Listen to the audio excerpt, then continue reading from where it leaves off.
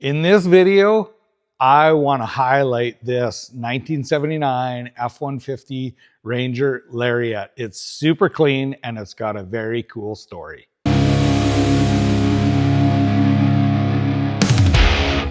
Back in the early 70s, they had what was called a Bumpside Ford. This is a Dentside. The difference was this body line was either in or out. So I believe it was 1972, they had the Bumpside, and 73 and later, they went with the Dentside. Now, the really cool thing about this truck is it is actually an original truck that has been owned by the owner since he was 17, and he's owned the truck for a lot of years. He's in his 50s now. So this truck has been in the family a long time.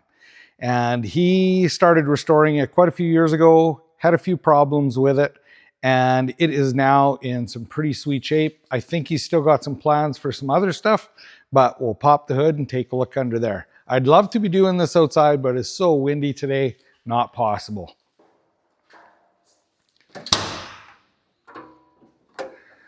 So underneath the hood, he has a 400 with aluminum heads, fully built motor. It's fuel injected, including timing control. We did a video on this one of the cruise control because he really wanted to use the original steering wheel, which during the original restoration, the cruise control and all of the steering wheel components and some of the wiring, it looks like, was misplaced. So anyways, you can check that video out.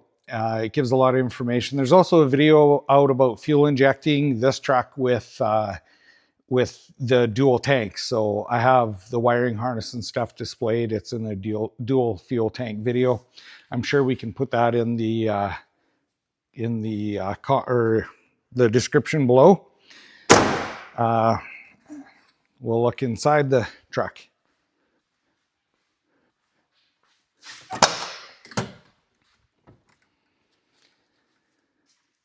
Super tasteful interior. He had the seat recovered and this truck all originally restored, but we did have to do a lot of fixing. Like I said before, it's had a lot of sleepovers, and I'm gonna kind of miss having it here because I see it so much. All right, the chrome on this truck was hard to get, so we did a bunch of changing of what we could get and refinishing of a bunch of the chrome. And I mean, the finish on this truck is just beautiful. It is a sweet truck. It was hard to get, like I say, a bunch of the chrome. So we had to rely on buddies of mine who has some old Ford stashes and so on to get a bunch of the parts to make the chrome. This tailgate chrome was totally unavailable except for the very bottom piece.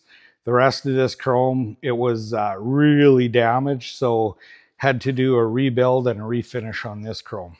One of the unique parts of this truck is it has this little side toolbox, but being unique, well, guess what? That's another thing that you can't get for chrome. So had to make up this stuff, which was, you know, a little bit fun, but a little bit frustrating at times trying to get it to form properly. Another thing that we couldn't get was these rubbers. So we had to do the best we could because this one was really split in half and they were beat up. So restored those as good as possible. This truck is clean top to bottom, and I think it's really cool that he kept it old school. He didn't do any really crazy mods that made it look modern. It drives, you know, pretty old school, but it's super tight. But the cool thing is he kept old chrome wheels. These are brand new and grippy tires that were not huge, nice and narrow. This thing, in my opinion, is perfect. It's the way it should be. It's the way he remembers it.